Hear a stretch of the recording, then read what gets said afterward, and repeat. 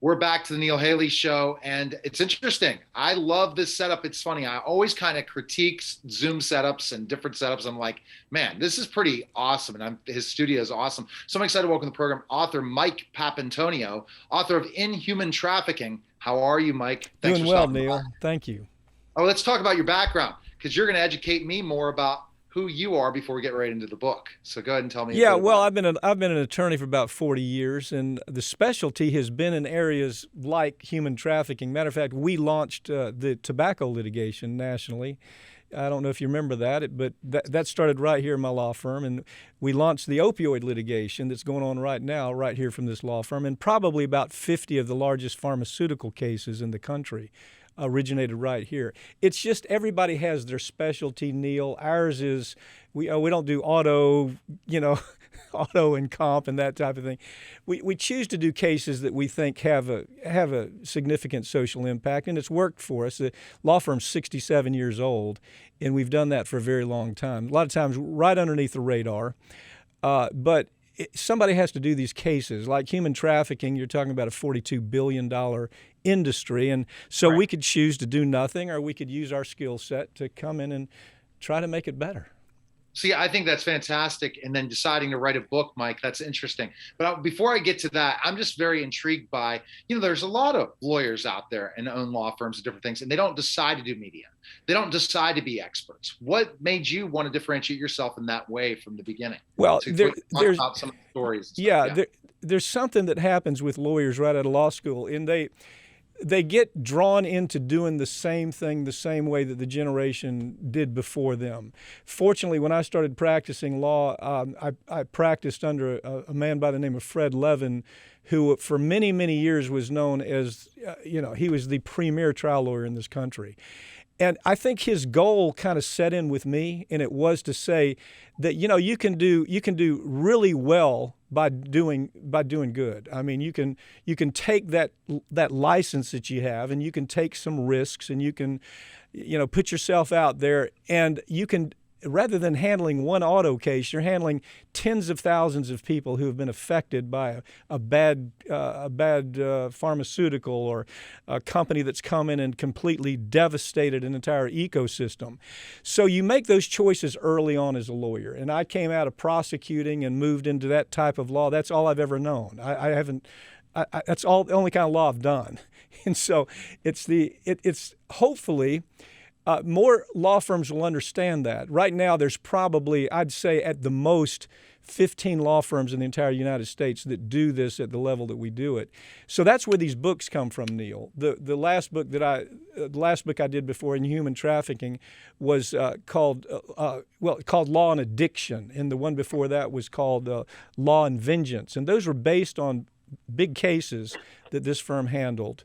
And I've simply reduced it into a fiction novel that I hope is entertaining, but at the same time, I hope they come away from that novel understanding more about that topic. Yeah, and I think that's an important thing when you say more about that topic, and that's something that's it's horrible what's happening. And so, making yourself before we talk about the book, making yourself really your law firm to help in these cases. Is this something? It's a mission of yours because of how awful the certain Yeah, situation is. we filed the first big case, the first human trafficking case in the country up in Ohio. In order to bring closure to something like this, Neil, you have to have a central place to pick your fight, and that's typically regarded as, it's called a multi-district litigation center, and that's where these cases start. And rather than having cases individually filed all over the country, you try to find that centralized place where you can take all the dispositive discovery, you can take the depositions, you can torment the sociopaths who are involved in something like this in litigation, and there's never a finality to that. If I succeed in this, trying to do what I'm trying to do here, it's going to go on another generation, and then the next generation has to pick up, and they have to say, well, let's see if we can make it better. Let's see if we can improve on what Levin Papantonio did in this case. That's always been my thought, and I know it sounds Pollyannic, but it's not. It's genuine. Every day I wake up and I think, well, this is an exciting day that I'm having. I'm not waking up saying I'm going to do a workers' compensation case or a automobile case or a divorce case. These are cases that you get excited about doing, and it keeps you interested in practicing law. All right, so let's kind of jump into this, Mike. The book, you said you wrote another book before, and then you said this is this one. What makes you excited about this? Well, I think here's what gets me excited. I think this is a topic that's been ignored for way too long. Yes, way too long. I think what most people don't understand is what we would refer to as corporate media. You know, the ABCs, NBCs, CBSs, they've become dysfunctional. They really have. I mean, I've been in the media business most of my adult life in some form or fashion. And what's happened is we don't, you know, when I first started practicing law, before I started practicing law, actually, there were almost 60 individual independent organizations that delivered the media in America. Now it's down to 3. Okay, so those three drive the entire narrative. If they don't get it, if they don't pay attention to it, nobody pays attention to it because we're so set on taking our marching orders from what, you know, Rachel Maddow says on MSNBC or so-and-so says on ABC, whatever it is. That's to us what the news is.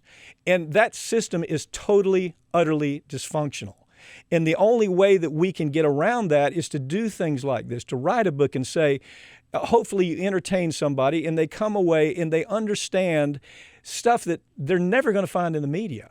These are cases that we handle. We're in the inside of what's taking place. We're going to court. We're walking away from court, and I'm writing a chapter about what happened and spinning it into that fiction story. So everything in that book is accurate. I mean, it really happened. It's not. I mean, when I talk about the girls that were trafficked from the Ukraine, it happened 60 miles down the road from us. When I talk about the trucking case that is part of that book, where girls are trucked from L.A. all the way across the United States to the eastern seaboard, and they're put in the back of 18-wheelers with individual bedrooms, and they pull into a truck stop, and the message goes out, you can have sex with a 14-year-old girl if you come down to the truck stop. Those are real cases. But have you ever heard of it? Most people have never heard of this. Yeah. Unless they found out about it and been talked about it, but it's not in the news. It's not something they want to cover in the news, and because there's no finality to it.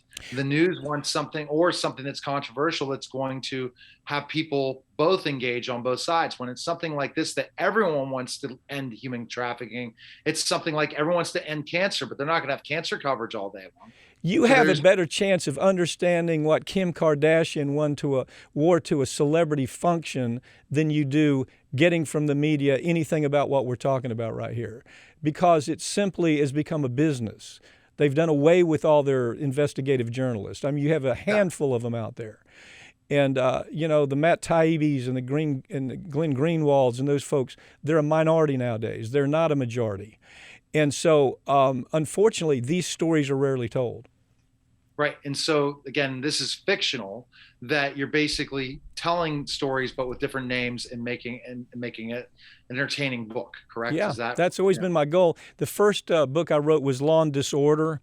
And that was in there I talked about the HIV case that we handled where corporations had created a pharmaceutical that was supposed to help stop bleeding for hemophiliacs. They knew that it was infected with HIV virus and sold it anyway until we caught them. They pulled it off the market in the United States, and then they sold it all over Europe and South America. Nobody went to prison, you see. We don't regard them as criminals, Neil. They don't look like criminals, and we don't regard them as criminals anymore. We have a Justice Department that, unless it's low-hanging fruit, would never go after the people, for example, who are responsible for the opioid catastrophe in this country, because they don't look like criminals. You see, we'd rather arrest some kid on the street corner with a hoodie on who's selling 3 ounces of marijuana. Oh gosh, and that's where the problem is, that people can get away with things, and it's a terrible thing, or get no time at all, like that rape case that we heard about, that kid, that guy that 4 girls and got no great example, isn't it? Yeah, great example, tremendous example of it, and it's not fair. but that's why you're out there fighting for us, Well, right? doing my best. I'm giving my best shot, Neil. And so the entertainment value of the book and keeping people on the edge of their seat while still providing people so they could think about really this human trafficking is happening. It's not an international problem. It's a US problem, and it comes all over the place. And unless they stop people, who are the people involved mostly doing this? One case that we're working on right now, for example, I can't give you the names, but I can give you the situation. There's an organization in Canada who is like the central hub for all child pornography throughout the United States and Europe. They are not just child porn, but every iteration of porn. They have a Rolodex, Neil. They know who the traffickers are all over the country. So what they're able to do is call some perv in L.A. and say, we need films of some of your girls in a hotel room being raped. It's best if they're crying. It's best if they're 14-year-old. It's best if they're under distress. Could you do that for us? So they go to a chain hotel. They rent a suite for 2 weeks. They bring in cameras and lights and girls, and they do that, and then they send it to that organization in Canada. Now, here's where it really gets interesting. That organization in Canada is being financed by Wall Street. What? Yeah. So there again, you probably never seen the story. The only place that story was even picked up was in Europe.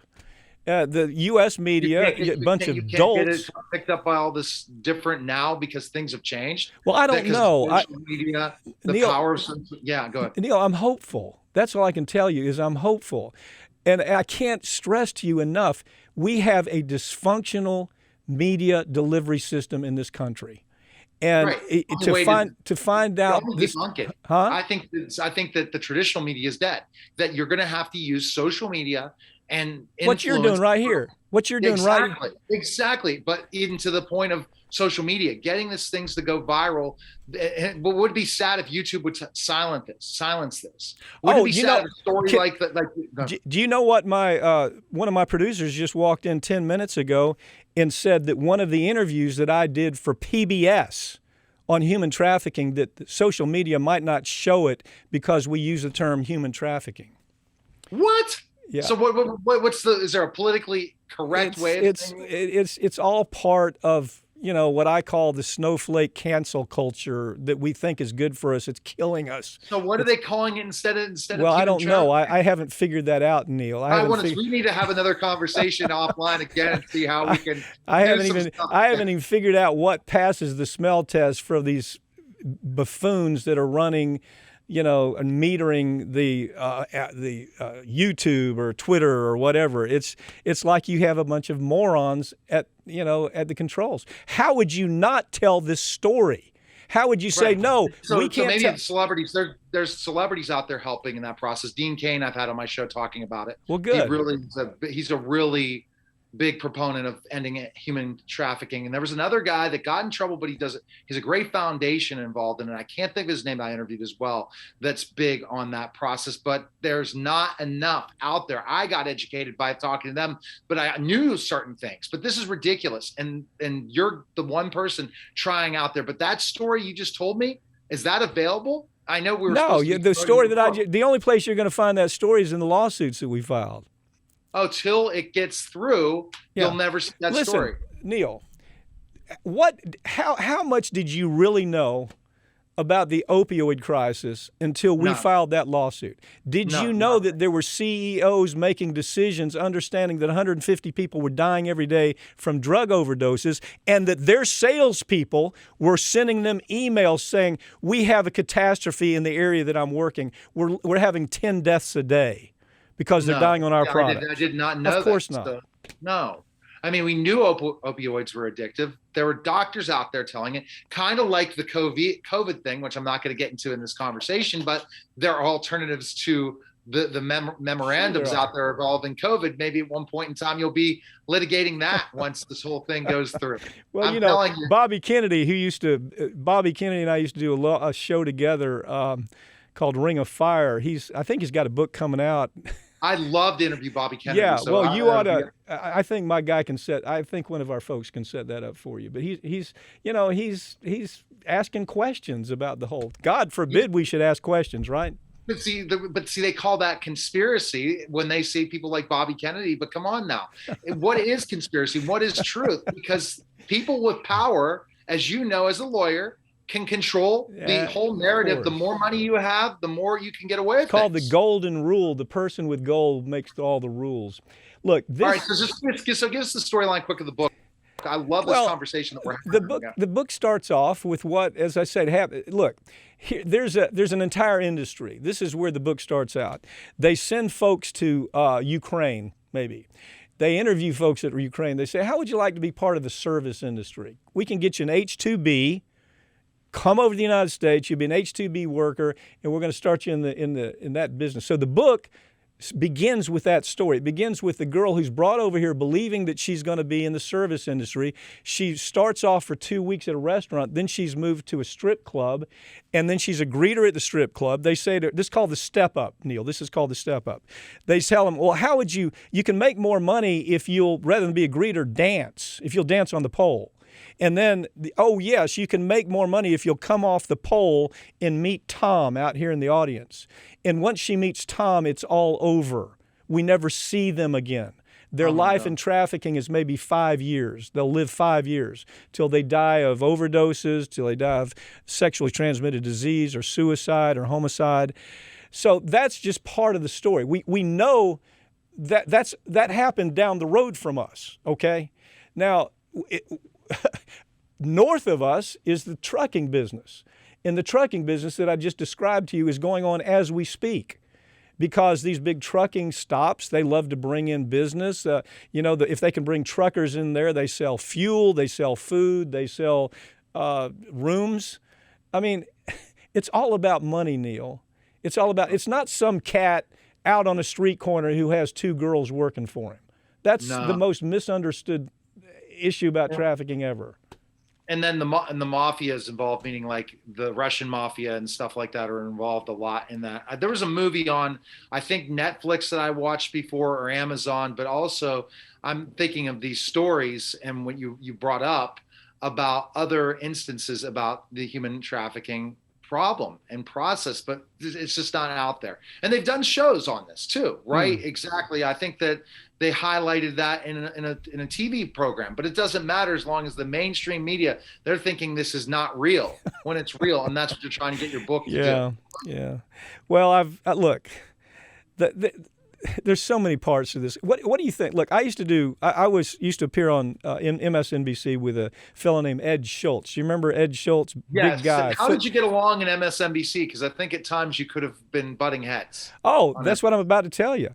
Every time I'd want to tell a story about one of their advertisers, I'd be in the short count, 10, 9, 8, 7. Pap, we got to go to another story now. And they'd throw out something like constitutional law because I was getting ready to talk about one of their advertisers, Bayer Corporation or Merck Corporation, and how it was killing people, how people were dying because of their products. So they would stop the segment and the story would never be told because Merck or Bayer was paying them $10 million a year to advertise. That's what you have with corporate media right now. That's where you are. I do a show, of all places, on Russian television. RT America is where I do a show called America's Lawyer. Why do I do that? Because nobody tells me what I can or can't say. No, even when I did stories about Putin and his involvement in Ukraine, nobody said you can't do that story. Really? Of course. Russian media is not censoring like it's the most misunderstood issue. Look, turn on MSNBC and you would think the Russians are getting ready to invade any moment. Listen to Rachel Maddow, who, by the way, So China and Russia, that's not true in your take that China's come on, man. Are you kidding me? It's all about, we're getting way off topic. But I love it. I'll have to be back on and talk again. And come on. Okay. So let's go back to the book. I like this. Okay. So basically, I was saying you're talking about different ways, the truck stops, different places for human trafficking, a way to strip clubs use it in a way to attract and then move them out into something else. And this process. And what about the adult industry? How much human trafficking is happening in the adult industry? You know, as well? here's where people misunderstand. They roll all pornography into this. Now, there are plenty of women who are trafficked that say it's a big part of it. It probably is, but it's not nearly as big as all of the nuanced things that I'm talking to you about, like a hotel chain that knows that they're the place to go for, for any organization that wants to do films in their in their hotel, or go to Vegas, for God's sakes. They've got entire floors in some of these hotels where they have women up there for the folks they call whales. Whales, somebody that comes in there and loses $1 million gambling, and they have girls available for them. There's all types of iterations. I get the porn industry. Yeah, I guess it's a part of it, but it's not nearly the part that everybody thinks it is. For example, the example I gave you of the trafficker who takes the girls, his trafficked girls, to a hotel room and shoots these films of whatever, these folks in Canada want. They're the central distribution, right? Okay. A woman who makes the choice to do that, she says, this is what I do for a living. Okay. I choose to do this for a living because I make good money. Well, she may get paid $600 for sending that up to be used. She does that by choice. These traffickers have these girls that, they don't get anything from that, other than their lives in total abyss. But so the porn industry, they choose to do that most of the time. Now, is there a place where the two come together? Absolutely, there is. But is that the major part of the problem? The answer is no. I don't think it is. So find it out. So people will be entertained, but also based on the characters and what you've done, but also really know, oh my gosh, this is really happening. And that's your hope, your goal, right? I hope so. I hope somebody says, look, it's the old thing that you've heard all your life. It's that, evil only and wrong, it only exists because good people choose to do nothing. Everybody can do something. And so sometimes it's difficult to do something. It's contrary to what your schedule is of the day, or what your goal is for that year, or whatever it may be. It's contrary to your lifestyle. Everybody can do something. And so that's, a friend of mine, well, let me just tell you this. The civil rights issue, for example. We think that there was only one thing or maybe two things that brought all of that to culmination. We think that, okay, it was Rosa Parks, or it was some folks that wanted to sit at a cafeteria and they were told they had to leave. That's not how it works. It's everything. It's the protests. It's the articles that are written in newspapers. It's the stories that are told on TV. It's all of these things that converge. And when they converge, you have this major leap. You have a social change that takes place in a major leap. There's nothing too minor, Neil. There's nothing too minor to affect change. All right. The best place we can purchase the book and learn more about you, where can we go? Well, you can go any bookstore. Amazon's carrying it. You can go. It's going to be in most bookstores. It's Skyhorse, which is part of Simon Schuster, and so they distribute most everywhere. And we appreciate it. And best place, do you have your own podcast and stuff? You said I have a show called America's Lawyer, but I don't pitch it there. You could go to MikePapantonio.com, and you could learn everything you want to learn about the book. You're listening to Neil Haley Show and watching the Neil Haley Show, and we'll be back in just a moment.